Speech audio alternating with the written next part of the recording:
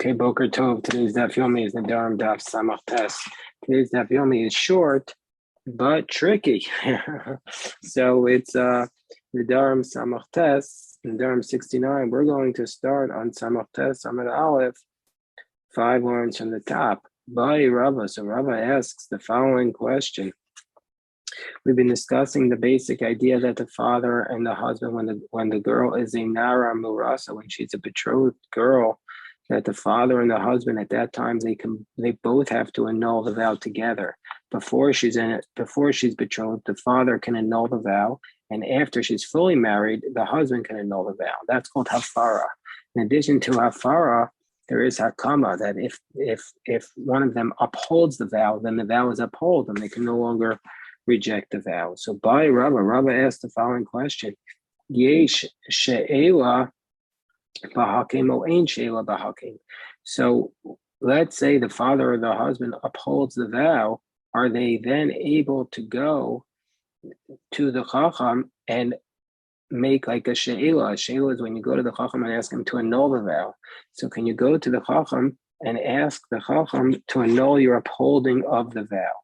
So who is the Ran? We'll read this Gemara with the Ran because he's so helpful. The Ran explains him Kiyim Haneder. Let's say the father or husband upholds the vow, V'nishal bo bayom, and on that day he goes to the Chacham to ask about it.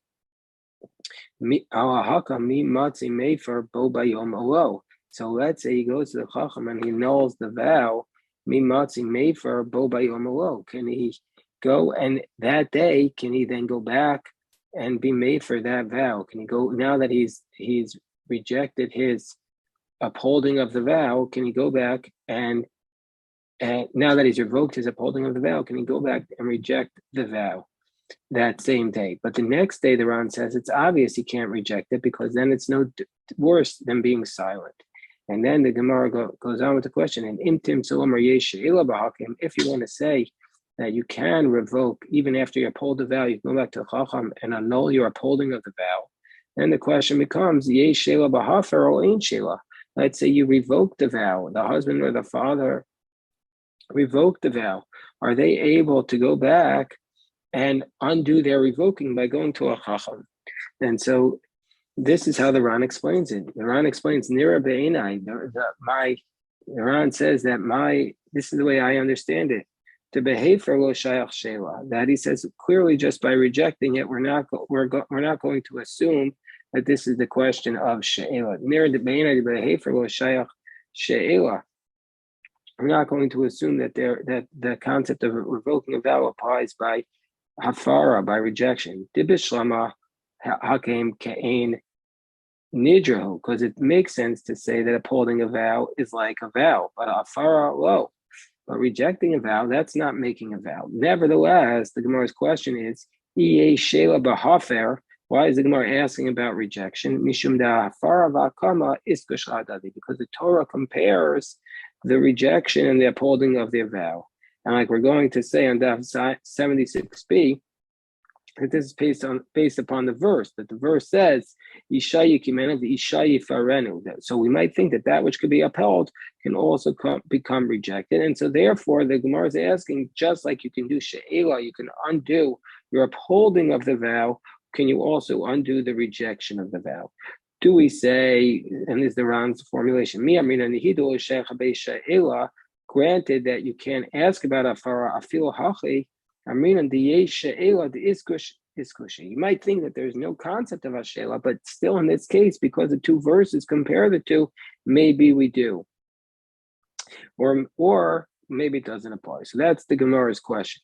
Can we say that you could revoke a hafara, you can revoke a rejection of the vow because the pasuk compares hafara to hakama? So the Gemara comes along to answer this question. Tashman da Amar Rabbi Yochanan nishalim al hakim ve'in nishalim al hafer. That the Gemara says, Rabbi Yochanan answers, you can do she'ela, you can revoke a hakama, you can revoke a upholding of the vow, but you can't revoke a rejection of the vow. So the pasuk is not equating the two with respect to the rejection of the vow. So now the Gemara asks the next question. By Rava asked the question. Some say Rava, some say Rava, different gears here. But Rabbi asked the question, Kiyim Luchi, V'nishal al-Kama Rishona Mao. So we're starting to get a little tricky here. The husband, for reasons we don't understand, he says, Kiyim Luchi, he says, I uphold your vow. And then he says it again, I uphold your vow. But now he asks about V'nishal al-Kama Rishona.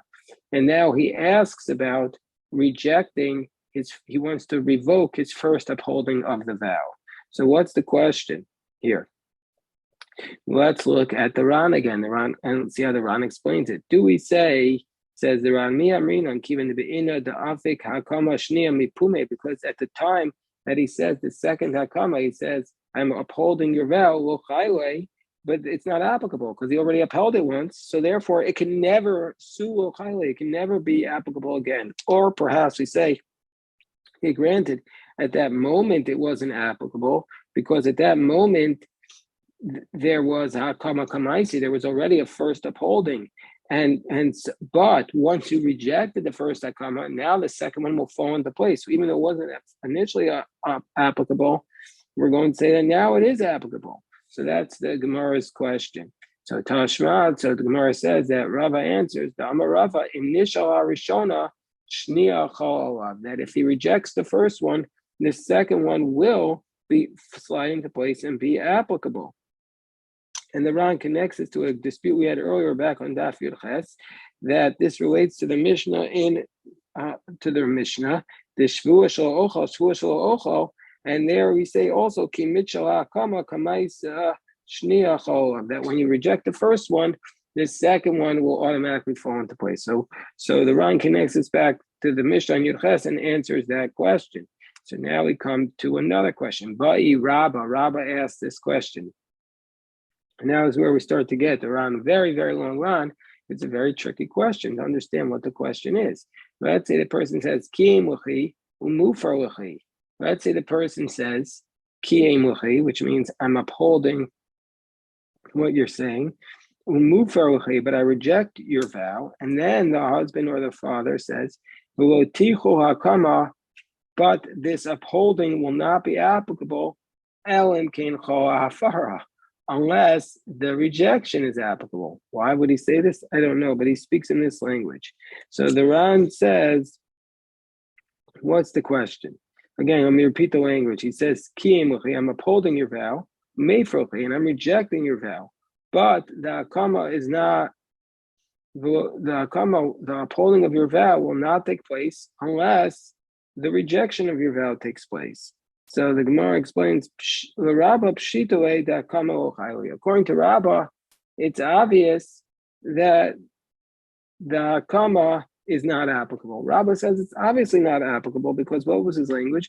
And he says, but the hakama won't take place unless the rejection takes place. So clearly, the hakama is not taking place unless the rejection takes place. So since if there is a rejection, there can't be upholding. So clearly, according to Rabbah, that there's no upholding of the vow. Because if the rejection is applicable, then there's no hakama. And so therefore, we're going to now to the top of the Ran on Samach Tes Amud Beis. But here, so therefore, he clearly doesn't have a question about whether or not the hakama, the upholding of the vow, is applicable. So what's the question? We're on the Ran on Samach Tes Amud Beis at the top. The whole question here is, but here the question is about the whole question here is only about afara, about the rejection. Do we say since Kivan the Iktim Va'amar, I'm reading from the Ran, since he anticipated this and he says Kiyim Luchi, first he said I'm upholding it, and only afterwards he said move for Luchi, I'm rejecting it. Does that imply the Asni, that he made a conditional, the Techo Afara Basar Akama, that maybe he's conditionally saying the rejection should only take place after I uphold it. And so therefore, below Techo Afara, Hakama, and that maybe he's saying that the rejection should only take place if the Hakama took place before it. So therefore, but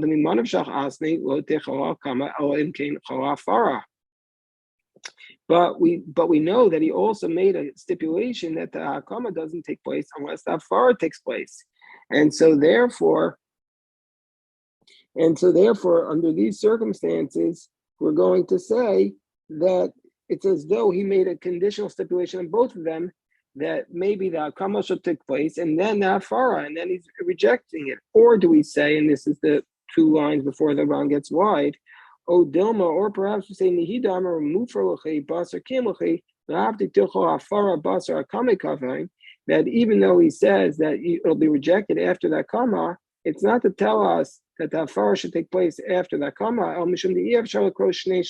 Maybe you just can't say both of them at the same time. Nevertheless, but he wants the Hafara to take place. The Hamar the low bite the Tichol Kama Om King Hafara. The Daito he wants them to apply at once. Mishum the carpet fade the Tichol Hafara Me'akama. Asni Shem Chaos Akama Ma'akev Chaos Hafara. The Megali Daiti the Tichol Akama.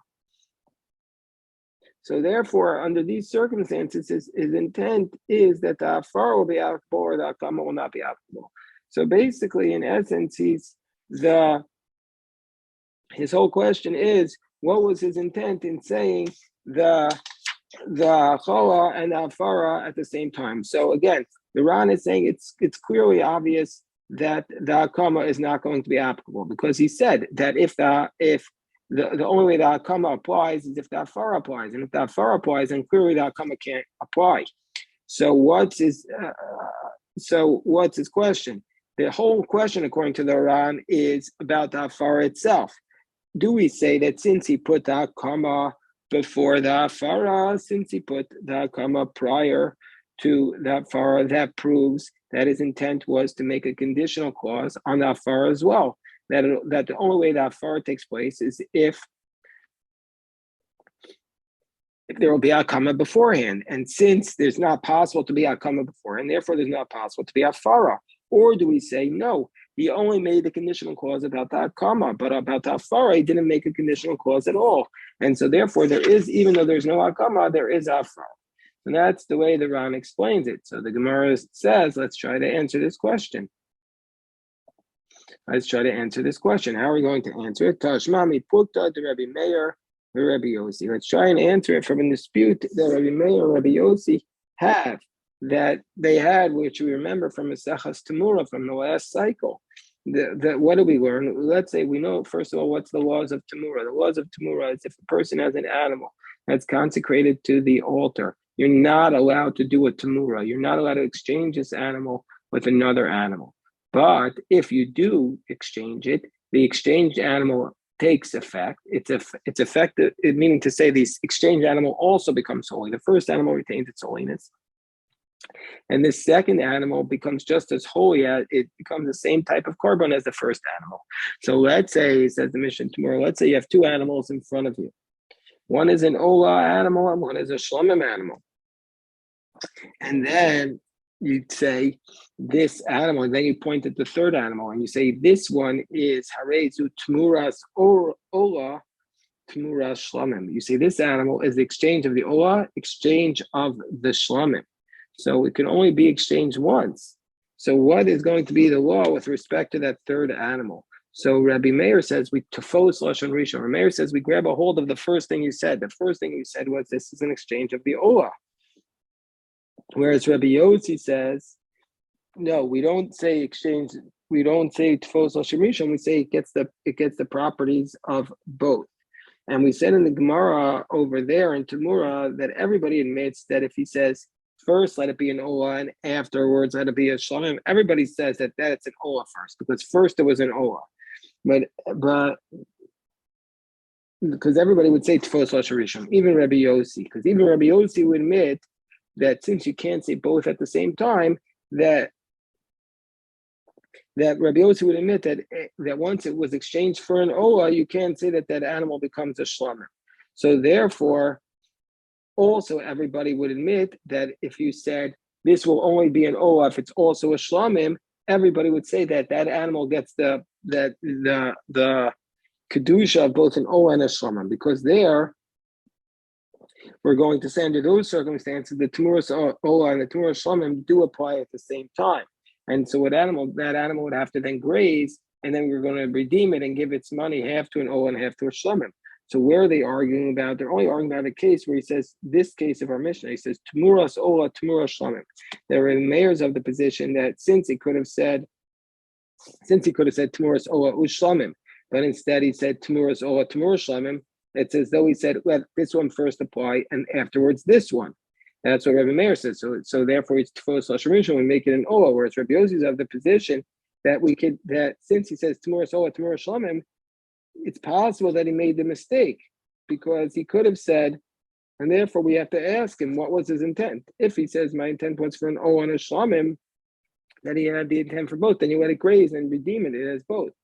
But if he didn't, but if he intended that it should fall on O first, obviously it will go to an O. And so therefore we see that Rabbi Meir and Rabbi Yossi are arguing where the person says two things out of his mouth. Do we say that the second one can apply after the first one, or do we say that, and meaning to say that the second one could apply since it was impossible to say both at the same time, and so therefore he really meant to say both, and so therefore, or do we say no, it's Tfos Lashon Rishon like Rabbi Meir said? So therefore, in our case over here, we're going to say clearly Rabbi Yossi would say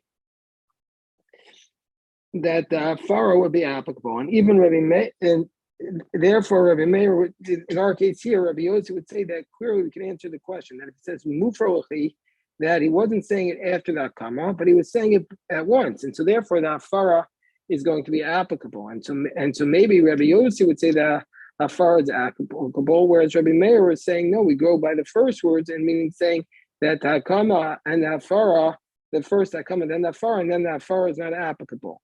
So the Gemara says, no, we don't have to say it like that. We can say as follows. We'll go back to the Gemara. Tashmami put to Rabbi Meir and Rabbi Yossi. Let's derive this from the dispute between Rabbi Meir and Rabbi Yossi. The Tanan, Harezu Tmuras Ola Tmuras Shlamim. We said in our Mishnah, if this is a Tmura Ola or a Tmuras Ola Tmuras Shlamim, that Rabbi Meir says Harezu Tmuras Ola. Rabbi Meir says we're going to assume it's an exchange for the Ola, whereas Rabbi Yossi says, Rabbi Yossi says if that was his intent from the beginning, that it could be a Tmura or a Tmura Shlamim, all the EF Shal Kroshnei Shemos Ke'achad Dvarav Kayamin. So since he can't say both at the same time, since it's impossible to say two words at the same time, we're going to say that therefore both of the words he really intended to say at the same time, and so therefore it's an O and a Shlamim. And so according to Rabbi Yossi, who says that you cannot prove anything from the order of the words, and that from the fact that it says Ola before Shlamim, you can't prove anything. So therefore, it would be the same thing where he says that he wasn't really so exacting. He wasn't makbid that the Hakama will come before that Farah, and the only reason why he put it before is because he has to put one of them first. And so therefore, since the Hakama can't apply, because he made a conditional clause that the Hakama won't apply, also and so therefore the Hafara will apply. And Vafilu Rabbi Meir, and even Rabbi Meir, who says Tfos Lashon Rishon Lo Amar, he said he only says this Lo Amar Lo Ticho Elam Ken Chalazu. When does he say this? When does he say this idea? Even according to Rabbi Meir, when does he say this idea? Because he said this because he says Lo Ticho Zu Elam Ken Chalazu. He only made this conditional clause that he doesn't want the Tmura from the Ola unless the Tmura of the Shema applies. And so therefore it's logical to say that he's careful that it should apply before the exchange of the Ola. Why does your mayor say that the Tmura's Ola comes before the Shemim?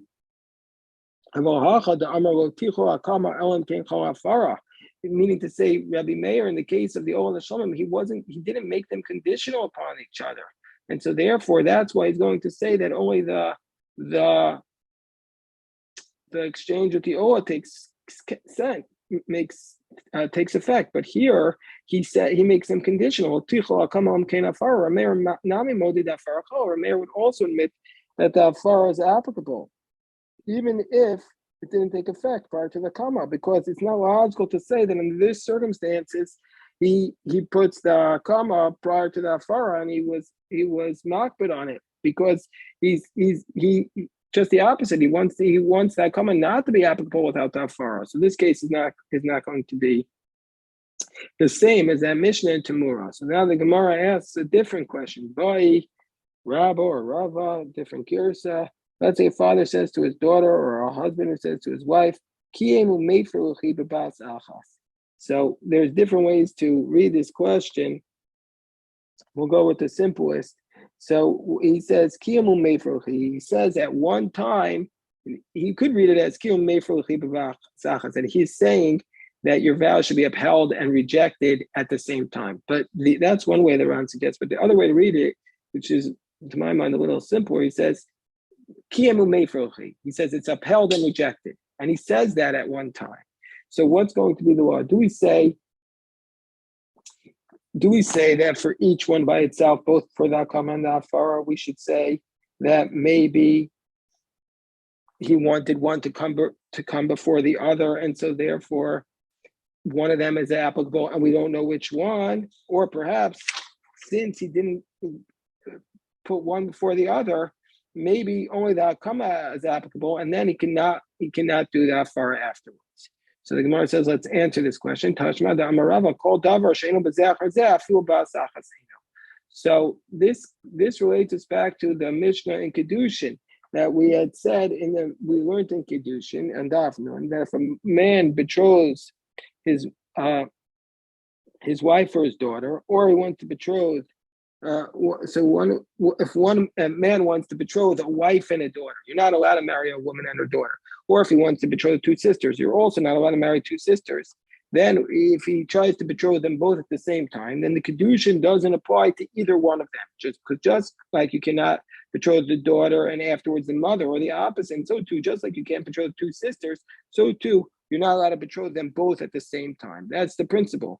And so we see that anything that you can't be done one after the other, you also can't be done at the same time. And so too, let's say the same thing by the Hakama and Hafara. Since you can't do a Hakama, you can't uphold a vow after you've done a Hafara.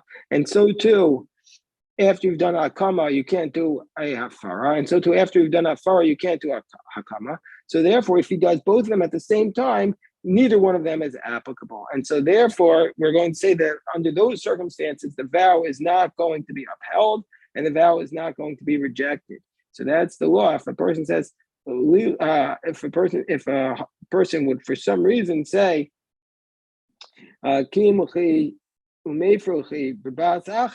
to say neither one is going to be applicable, because since you can't, anything that you can't do one after the other, you also can't, it also is not going to take effect if you do it if you do it at the same time. And so we'll stop here. I'll take any questions. I know that this Gemara it's very conceptual, and you might be wondering, like, it seems like completely theoretical, but it is a lot theoretical and very tricky, but that's the Gemara.